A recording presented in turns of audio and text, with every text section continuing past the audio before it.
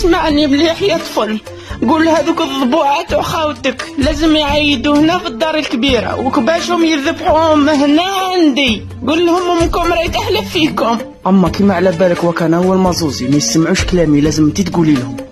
وزيد خاوتي كاع كيما راهم حلا بين الانساب ما شكيتش يقبلوا. وزيد اما ماشي غير انا اللي كنتك وماشي غير هذا اللي وليدك، اذا هما ما جابوش كباشهم هنا عندك حنا ثان ما نجيبوش كبشنا. هاي انتي بلعي فمك، ما زيديش تدخلي روحك بيني وبين امو خاوتي. عندك الصح، انا براه شوف امي موش ليا. وانت ابويا على راك ساكت؟ قول لي كاش ما دبرت للعيد يا وليدي. شا بغيتني نقول لك؟ كان راني مدبر معزه بصح امك راهي راغبتها. لازم نذوق من عندهم كامل، الزلاليف والعصابين والكبابيد، وبلا ما نهضروا على اللحومات والشحومات. جيفتوني. هذه هي طبيعه امك.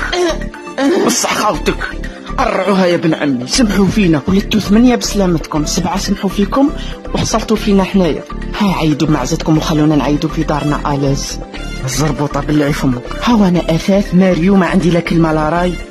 راني نسمع فيك شكي تقولي في قلبك، ما شكيت كاع بلي عام السنه نقدر نشري كبش. حاول تجي واكل كبش الرومانيه وقريب ينطلق. انت مالك؟ زين النيه زيني، بالك كاع نجو نعيدوا مع ما وبويا ويبارطاجون هذيك المعزه. هذا الشيء محال السي محمد، غير فوتها. انا عمري ما كليت وعمري ما ناكل لحم معزه شايطه. وزيد امك قالت لك جيب كبشك ماشي جيب كرشك. يا وليدي نقول لك الصح والله، غير دبر على روحك. ديك المعزه فيها 2 كيلو وامك راهي راغبتها، هي راهي باغيه تدي من عندكم ماشي نتوما تدوا من عندها. انا اصلا ما عندي لا زهر لا ميمون معاكم ابويا، دائما واقف معاكم مالغري خاوتي كاع سمحوا فيكم، بصح انتوما جامي وقفتوا معايا ولا ديبانيتوني. معليش ربي خير ان شاء الله هو يفرج عليا ونشري كبش روماني.